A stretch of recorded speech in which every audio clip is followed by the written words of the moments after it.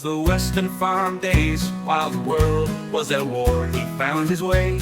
With his 4 siblings he'd play, and all the animals were fun. In nature he'd run when Jim was 1. When Jim was 4 years old, it was the Bronte days. Fishing in 12 Mile Creek and hiding in caves. The one-room schoolhouse days. Then comics, cards, and sports scores, and so much more. When Jim was 4, when Jim was 10 years old, it was the Bronte days. Fishing in 12 Mile Creek and hiding in caves. The one-room schoolhouse days. Then comics, cards, and sports scores, and so much more. When Jim was 4.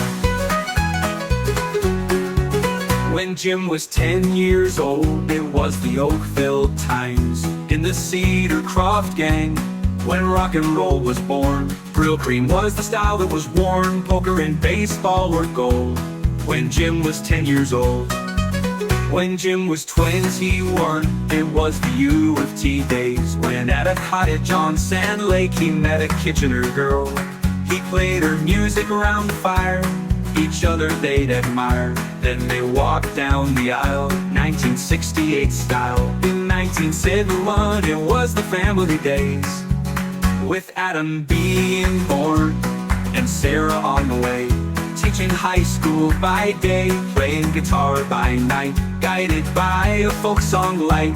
The 70s were alright. Living in Milton and Georgetown, teaching at GDHS. With so much on the go, with a family in tow. Jim was a father in flow. Kids would put him to the test. Some say he's the best. Now he loves his golf and his J's. He's in the autumn of his years at 80 years old. Bex and Sophia call him Grampy. His jokes are quirky and they're campy. So here's to 80 years more. Cheers to the one we all adore. Jim Broughton the Troubadour. Jim Broughton the Troubadour.